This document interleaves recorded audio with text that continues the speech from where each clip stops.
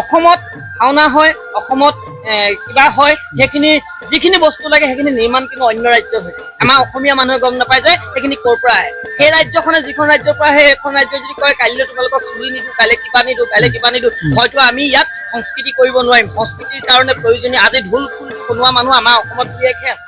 নমস্কাৰ প্ৰিয় দৰ্শকবৃন্দ, আপোনালোক সকলোকে পুনৰবাৰ আমাৰ এক নতুন ভিডিঅ'ৰ মাজলৈ স্বাগতম জনাইছোঁ।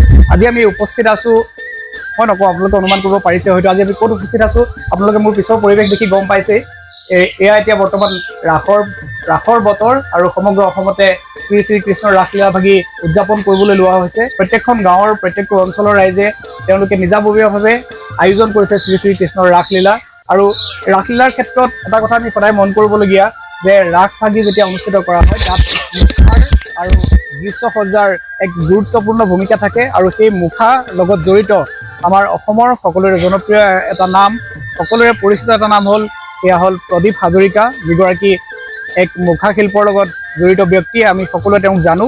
আমি বহুত দিনৰ পৰাই তেখেতৰ খুব সুন্দৰ সুন্দৰ হাতৰ কাম আমি দেখি আহিছোঁ। তেওঁ মুখা শিল্পৰ লগত জড়িত হৈ অসমলৈ বহুতো সুনাম কঢ়িয়াই আনিছে আৰু মুখা শিল্পক তেওঁ এক গতি দিবলৈ সক্ষম হৈছে। তেওঁ মুখা শিল্পৰ লগত জড়িত হৈ মুখা শিল্পক এটা উদ্যোগলৈ পৰিণত কৰিবলৈ চেষ্টা কৰিছে। তেওঁৰ লগতে আৰু বহুকেইজন লোকে এই মুখা শিল্পৰ লগত জড়িত হৈ নিজৰ জীৱিকা উপাৰ্জনৰ পথো মোকলাবলৈ সক্ষম হৈছে। গতিকে আজি আমি এই প্ৰদীপ হাজৰিকাৰ ঘৰলৈ আহিছোঁ। আপোনালোকক সুন্দৰকৈ তেওঁৰ নতুন কি মুখা নিৰ্মাণ কৰিছে সেয়া দেখুৱাবলৈ চেষ্টা কৰিম। আৰু আমাৰ আমগুৰি অঞ্চলৰ জৰাবাৰী সত্ৰৰ নিচেই কাষতে প্ৰদীপৰ ঘৰ, আৰু তালৈ আহি আমি আপোনালোকক দেখুৱাবলৈ চেষ্টা কৰিছোঁ। এয়া আমি প্ৰদীপৰ কাষলৈ যাব বিচাৰিছোঁ। প্ৰদীপৰ মুখেৰে আমি জানিম তেওঁ এইবাৰ ৰাসৰ বাবে কেনেধৰণৰ প্ৰস্তুতি কৰিছে, সেই গোটেই কথাখিনি আমি জানিবলৈ প্ৰদীপৰ কাষলৈ আগবাঢ়িছোঁ। আহকচোন আমাৰ সৈতে। প্ৰদীপ, প্ৰথমতে তোমাক শুভকামনা জনাইছোঁ। ধন্যবাদ। আমি সকলোৱে দেখা পাই আছোঁ এয়া আমাৰ মৰমৰ ভাইটি প্ৰদীপ হাজৰিকা। আমি আগতো তেওঁৰ লগত কথা বতৰা পাতিছোঁ। আজিও আকৌ ৰাসৰ বতৰ, আমি আপোনালোকৰ কাষলৈ প্ৰদীপক লৈ আহিছোঁ। প্ৰদীপৰ সৈতে কিছু কথা পাতিম। প্ৰদীপ, আমি দেখিছোঁ যে তুমি খুব সুন্দৰকৈ ইয়াত বহুত মুখা নিৰ্মাণ কৰি ৰাখিছা, আৰু আগতে আজি বহুত দিনৰ পৰাই তুমি মুখা চৰ্চাৰ লগত জড়িত হৈ আহিছা। মুখা শিল্পী হিচাপে তোমাক সমগ্ৰ অসমৰ ৰাইজে জানে। এইবাৰ ৰাসৰ যি প্ৰস্তুতি, এইবাৰ ৰাসৰ ক্ষেত্ৰত তোমাৰ নৱতম সংযোজন কিবা আছে নেকি মুখাৰ ক্ষেত্ৰত? নিশ্চয়কৈ আপোনালোকৰ ইউটিউব চেনেলৰ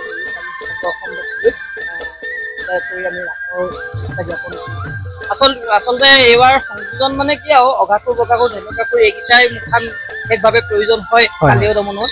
আৰু আমি নতুনকে বিশেষ সংযোজন নাই, তথাপিও আমি যিহেতু কীৰ্তন ভাগৱতৰ পৰা আমি সত্যবিলাক অনা যায়, তাত বৰ্ণনাবিলাক লিখাই থাকে যে আমি তাক অকণমান ৰঙৰ সংযোজন কৰিছোঁ। এইবাৰ আপোনালোকে দেখিছে এইবাৰ কালীয়া ভাগ মই নতুনকে নিৰ্মাণ কৰিছোঁ। অকণমান তাক এই ব্যতিক্ৰম ধৰণে অলপ কালীয়া ভাগ নিৰ্মাণ কৰিছোঁ, অলপ কাম বাকী। তাৰপিছত এয়া বাকী নিৰ্মাণ কৰি আছে এনেধৰণে। আৰু আপোনালোকে পুৰণা গৰাকী আমি ইচ্ছা কৰিলে 12 ফুটলৈকে ওখ কৰি দিব পাৰোঁ, ইচ্ছা কৰিলে 7 ফুটো কৰি দিব পাৰোঁ। সেয়া আমাৰ অলপ নতুন সংযোজন। আৰু সংযোজন মানে এনেধৰণৰ আমি যাতে কৃষ্ণৰ যি লীলা, সেই কৃষ্ণ লীলা মানুহৰ মাজলৈ যাতে আমি লৈ যাব পাৰোঁ। মানুহে যাতে আকৰ্ষণ, বৰ্তমান যি বিশ্বায়নৰ ধামখুমীয়া চলি আছে তাৰ মাজত নতুন প্ৰজন্মই যাতে অকণমান কিবা কিবি বিচাৰে যে আমি অকণমান আধুনিকতাৰ সংযোজন কৰি পৌৰাণিকটো ৰাখি আধুনিকতাৰ সংযোজন কৰিবলৈ আমি চেষ্টা কৰিছোঁ। আধুনিকতা বুলি আৰু আমাৰ ইয়াত কোনো মেচিনৰ ফিটিং নাই, যিখিনি আছে সকলোখিনি হাতেৰে পৰিচালনা কৰা হয়। এনেধৰণে আমি কৰিছোঁ। নিশ্চয় দৰ্শকবৃন্দ, আপোনালোকে অনুমান কৰিব পাৰিছে যে এয়া এইমাত্ৰ প্ৰদীপে এটা কথা ক'লে যে তেওঁলোকে মুখা যিহেতু আমি নিৰ্মাণ কৰাৰ ক্ষেত্ৰত বহুত বিশেষ সংযোজন কৰিব নোৱাৰোঁ, কিন্তু যিকেইভাগ মুখা আমি সততে ৰাসত আমাৰ প্ৰয়োজন হয় সেই মুখা কেইভাগক আমি কাৰিকৰী দিশত কিছু উন্নত প্ৰযুক্তিৰ তাত ব্যৱহাৰ কৰিব পাৰি নেকি, সেই কথাখিনি তেওঁ মানে তাতে সংযোজন কৰিবলৈ যত্ন কৰিছে। আৰু তাতে আমি দেখিলোঁ, আপোনালোকক নিশ্চয় ভিডিঅ'টো চালে দেখা পাব, তেওঁ এভাগ পুতলা নিৰ্মাণ কৰিছে। সেই পুতলা ভাগ তেওঁ কোৱাৰ দৰে য'ত 7 ফুটতো তেওঁ ৰাখিব পাৰে, আৰু ইচ্ছা কৰিলে তেওঁ পুতলা ভাগক 12 ফুটলৈকো ওখ কৰি লৈ যাব পাৰে। এইটো এটা সঁচাকৈ বৰ শলাগ ল'বলগীয়া কথা, যথেষ্ট কষ্ট স্বীকাৰ কৰিবলগীয়া হৈছে ইয়াৰ ক্ষেত্ৰত। প্ৰদীপ, আমি আৰু এটা কথা জানিব বিচাৰিছো। তোমাৰ ইয়াতে আমি দেখিছো যে বহু কেইজন মানে তোমাৰ সহকৰ্মী ইয়াত কাম কৰি আছে। খুব সুন্দৰ এটা পৰিৱেশ ইয়াত আহি আমি দেখিবলৈ পাইছো। খুব সুন্দৰকে নিজে নিজে প্ৰত্যেকে নিজৰ নিজৰ কাম কৰি আছে। আৰু এই ক্ষেত্ৰত যে আমি দেখিছো যে তোমাৰ মুখা শিল্প আজিকালি যথেষ্ট মানে চৰ্চালৈ আহিছে। মুখা শিল্পক মানুহে আদৰি লৈছে। মুখা শিল্পৰ লগত জড়িত হৈ তুমি মানে তোমাৰ অনুভৱখিনি কেনেকুৱা ধৰণে ব্যক্ত কৰিব বিচাৰিবা? আচলতে আমি নিজকে ধন্য মানো। আমি সেইখন দেশত জন্মগ্ৰহণ কৰিছো যিখন দেশত মহাপুৰুষ শ্ৰীমন্ত শংকৰদেৱে জন্মগ্ৰহণ কৰিছে। আৰু ধন্যবাদ মানুহ আমাৰ জন্ম য'ত হৈছে সেইখন ঠাইত, যিখন ঠাইত মহাপুৰুষ মাধৱদেৱৰ পদৰঞ্জিত হৈ গৈছে। যে মোৰ শ্ৰী শ্ৰী কাষতে শ্ৰী শ্ৰী জৰাবাৰী সত্ৰ আছে। আৰু জন্মৰে পৰা আমি ৰাগ ভাওনাৰ লগত জড়িত হৈ পৰিছো। আৰু সৌভাগ্যক্ৰমে আমি পদ্মশ্ৰী ডক্টৰ হেমচন্দ্ৰ গোস্বামী দেৱক লগ পাইছিলো। আৰু মোৰ গুৰু প্ৰয়াত ডক্টৰ জগন্নাথ মহন্ত দেৱৰ কোলাত উঠি আমি সাংস্কৃতিক কৰ্ম কৰিবলৈ পাইছিলো। আৰু মোৰ ককাইদেউ যিহেতু আমাৰ ৰাসত কিছুমান বস্তু কাম কৰিছিল, কাম কৰিছিল, যথেষ্ট আইডিয়া লৈছিলো। আচলতে মোৰ মই ভবা নাছিলো যে মই ভৱিষ্যত দিনত এইখিনিকে কৰি চলিম বা এনেকুৱা ধৰণৰ মোৰ কোনো ধৰণৰ পৰিকল্পনা নাছিল। কিন্তু যেতিয়া মই যিহেতু সৰুৰ পৰা সাংস্কৃতিক দিশত লাগি থকা, সাংস্কৃতিক দিশত কাম কৰি থাকোঁতে দেখিছিলো যে তেজটো কিন্তু খুব ৰমক, বাকীখিনি কিন্তু আমাৰ সেই ৰমক জমকটো কমি থাকে। যেনে আপোনাৰ আজি হাতত লোৱা অস্ত্ৰখন, হাতত লোৱা তৰল, তাৰ আৰ্টিষ্টিকটো কমি থাকে। ক্ষমা কৰিব, মাজে মাজে দুই এটা ইংৰাজী শব্দ আহি থাকে, বেয়া নাপাব কৈ থকা অভ্যাস লাগে নহওক।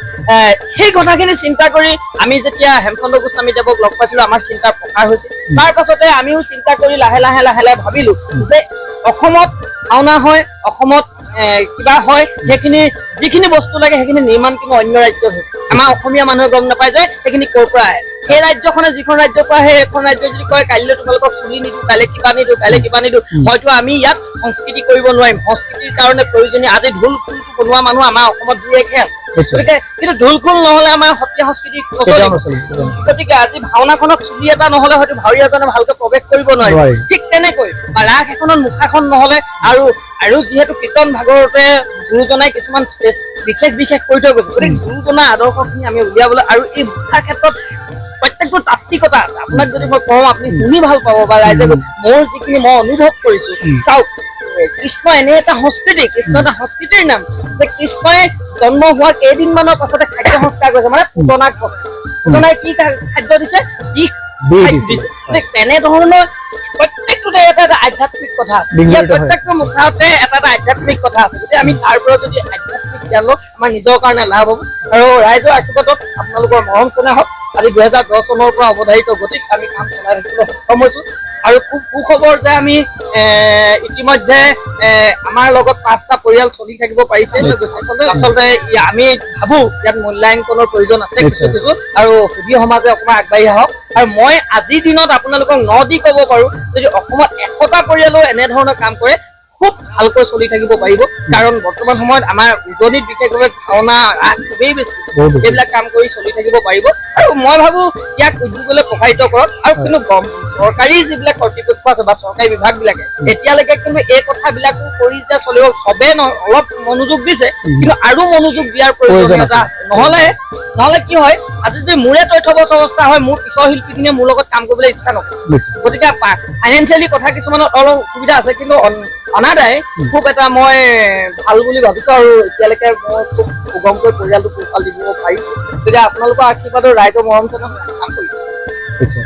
ধন্যবাদ জনাইছো প্ৰদীপ। তুমি খুব সুন্দৰভাৱে ক'লা যে মুখা শিল্পৰ খুবেই গুৰুত্বপূৰ্ণ ভূমিকা আছে। মানে আমি যিকোনো এখন ৰাসত বা যিকোনো এখন ভাওনাত আমি যেতিয়া নামভাগ মঞ্চস্থ কৰিবলৈ যাওঁ, তেতিয়া মুখা শিল্পই গুৰুত্বপূৰ্ণ ভূমিকা গ্ৰহণ কৰে। আৰু আজিকালি কাৰিকৰী দিশটো মানে দেখিবলৈ পোৱা যায়, কাৰিকৰী দিশটোও মানুহক মানে আকৰ্ষণ কৰা দেখা যায়। আৰু সেইটো কাৰণে মুখা শিল্পৰ প্ৰয়োজনীয়তা আজি যিমান আছে আগলৈ আৰু বেছি বাঢ়ি যাব বুলি আমি ভাবিছো। কাৰণ মই এটা কথা আপোনাক অলপ কাট কৰি দিলে মাজতে, বৰ্তমান সময়ত এনেকুৱা হৈছে চমক দেখুৱাটোৱে এটা আমাৰ মানে কি কয় পেচন, সেই পেচনটো হ'ব নালাগে। কাৰণ তাৰ অৰিজিনেলটো, তাৰ যিটো ঐতিহ্য, যেনে এটা কথা মই ইতিমধ্যে কওঁকৈ ভাবি আছো যে আজিৰ দিনত শাস্ত্ৰত যিবিলাক কথা উল্লেখ আছে শাস্ত্ৰত পোনপটীয়াকে চব কথা উল্লেখ কিছুমান আওপকীয়াকে তাৰ অৰ্থ আছে যেনে তাৰ সেই আওপকীয়াকে থাকিলেও সেই বস্তুটোহে লোৱাটো অতি প্ৰয়োজনীয় আছে বা অধ্যয়ন কৰাটো প্ৰয়োজন যেনে ধনু কাঠুৰ মানে ধনু মানে গৰু কাঠুৰ মানে অসুৰ কিন্তু শব্দগত অৰ্থত ধনু কাঠুৰটো এটা গৰু নিচিনা অসুৰ বুলি আছে ধৰি ললো কিন্তু বাৰম্বাৰ আপুনি যদি চাই শাস্ত্ৰটো যদি চাই তাত বাৰম্বাৰ গাধৰ কথাহে উল্লেখ কিয় গাধৰ কথা উল্লেখ সেই কথাটো আমি উল্লেখ কৰিব লাগে যে বহু আমাৰ এতিয়া আমাৰ বহুত অসুবিধা হৈছে আমি আপোনালোকৰ পিছফালে আমি বস্তাখন নিৰ্মাণ কৰিছো বস্তাটো আচলতে গৰু পোৱালি হয় তথাপিতো আমি গৰু অলপ ডাঙৰকে বনাবলগীয়া যে কাৰণ মানুহ সোমাবলগীয়া হয় চলাবৰ কাৰণে অসুবিধাৰ কাৰণে অকণমান ডাঙৰকে বনাইছো কিন্তু আমি আপোনালোকে আজি দেখাবলৈ অলপ অপাৰগ হৈ আছো আমাৰ ভিতৰত চলি আছে আমি সেই ধনু কাপোৰ নিৰ্মাণ কৰিছো এতিয়া সেই মানুহে সেই কথাটো বুজি নাপায় ধনু কাপোৰ গৰুহে হ'ব লাগিছে কেলে কাট এই কথাটো বাৰম্বাৰ মানুহে অপোজ কৰে গতিকে মই আপোনালোকৰ ভিডিঅ' যোগে এই কথাটো এইকাৰণে বাৰ্তা প্ৰেৰণ কৰিছো যে শাস্ত্ৰসন্মত কথা কিন্তু তাত কাৰণ আধ্যাত্মিক কথা আছে আজি কালিৰ কিমানখন থানা শাস্ত্ৰত উল্লেখ আছে সেইটো তাৰ প্ৰত্যেকৰ তত্ত্ব অৰ্থ আছে মই গোটেইখিনি কথা ক'ব নাজানো বহুত দীঘলীয়া হ'ব অৰ্থ আছে মন গ'ল মই কালি এটা বনাই দিলো তাৰ কালাৰৰ কথা আছে কিয় তাক উত্তম কালাৰ ব্যৱহাৰ কৰা হয় গতিকে কথা কিছুমান আমি গুৰুসকলৰ পৰা এইখিনি কথা জানিব পাৰিছো গতিকে সেই কথাটো ৰক্ষা কৰি কেৱল মাত্ৰ চমক দিয়াৰ কৰিব নালাগে বহু শিল্পী নতুনকৈ সৃষ্টি হৈছে আমি দেখিছো ইউটিউবতো বহুত ভিডিঅ' দেখিছো আৰু ভালো লাগিছে আপোনালোকক কৈ ভাল পাম যে আমি যেতিয়াৰ পৰা চাগে এইফালৰে আমি প্ৰথম এই গতিমান ভাৱে কাম কৰিবলৈ মানুহৰ মাজলৈ আমি এটা মানে যেনেকে ভাণ্ডাৰ খোলা ষ্টাইলত কাম প্ৰথম আমি এইফালে কৰিছিলো আৰু এতিয়া অন্ততঃ আমাৰ পাছত 10টামান এনেকুৱা ধৰণৰ অনুষ্ঠান গঢ়লৈ উঠিছে এইটোত আমি অকণমান সুখ অনুভৱ কৰো কিন্তু দুখ অনুভৱ কৰো এডোখৰতে যিসকলে কৰিছে কেৱল মাত্ৰ তেখেতলোকে বৃত্তিমুখী কৰি লোৱাটো কিন্তু মই অকণমান বেয়া পাইছো কাৰণ বৃত্তিৰ লগে লগে তেখেতলোকে অধ্যয়ন কৰক কাৰণ এই চৰিত্ৰবিলাকৰ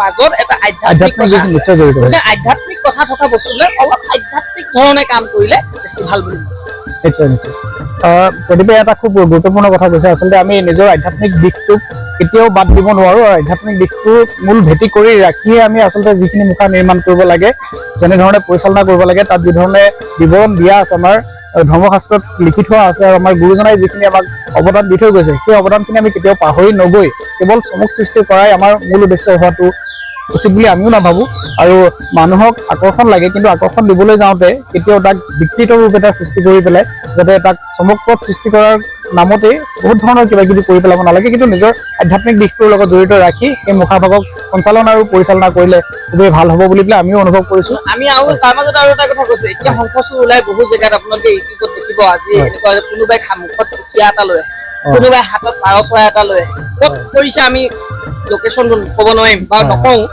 জানিলেও লোকেশ্যনটো মই তেখেতলোকক ক্ৰিটিচাইজ কৰিবলৈ যোৱা নাই হয়তো তেখেতলোকে কিবা থাকিবও পাৰে কিন্তু আমি এতিয়া অধ্যয়ন কৰিব বিচাৰো যক্ষৰ অনুচৰ শংখ তাত কুচিয়াটো ক'ৰ পৰা আহে তাত পাৰ চৰাই এটা লৈ অহাটো ক'ৰ পৰা আহে এইটোতো গুৰুজনাই প্ৰাণী হত্যাটো কৰিবলৈ মানা কৰিছে প্ৰাণী হত্যাটো যদি কৰিবলৈ মানা কৰিছে কুচিয়াটো লৈ আহিল মানে কি পৰ্যায়লৈ গৈছে এইটো চমক দেখুৱাবলৈ গৈছে কুচিয়া এটা লৈ আহিছে দেই এইটো বেলেগ ধৰণৰ কিবা এটা উলিয়াইছে দেই এই কথাবোৰৰ পৰা মই ভাবো মই নৱপ্ৰজন্মৰ মুখা শিল্পীসকলক বিশেষভাৱে আমাৰ লগত অনুগত মুখা শিল্পীসকলক অনুৰোধ কৰিছো আপোনালোকে এই বিষয়বোৰ অকণমান অধ্যয়ন কৰক বা আপোনাৰ মাজৰ পৰা টানি আনি যাই কি নহওক যে মোৰ এই ৰাসৰ এই সময়কণত আহ্বান এইটোৱেই যে যিমান পাৰি আমি শাস্ত্ৰই বৰ্ণনা কৰা আমি যোনখন পুথিৰ পৰা কেন্দ্ৰ কৰি আমি মুখাবিলাক বনাওঁ বিশেষভাৱে চিত্ৰ ভাগৱতক কেন্দ্ৰ কৰি আমি বনাওঁ গতিকে সেই চিত্ৰ ভাগৱতবিলাক নতুন প্ৰজন্মই চাওক আমিও ধেৰ অধ্যয়ন কৰা নাই প্ৰয়োজনীয় সময়কণত কেতিয়াবা চাইছো গতিকে গুৰুজনাৰ পৰা আমি শিকিছো মোৰ গুৰু পদ্মশ্ৰী ডক্টৰ হেমচন্দ্ৰ গোস্বামীদেৱৰ পৰা আমি যিখিনি জানিব পাৰিছো বা বিভিন্ন জনসুখীয়ৰ লগত আলোচনা কৰি যিখিনি জানো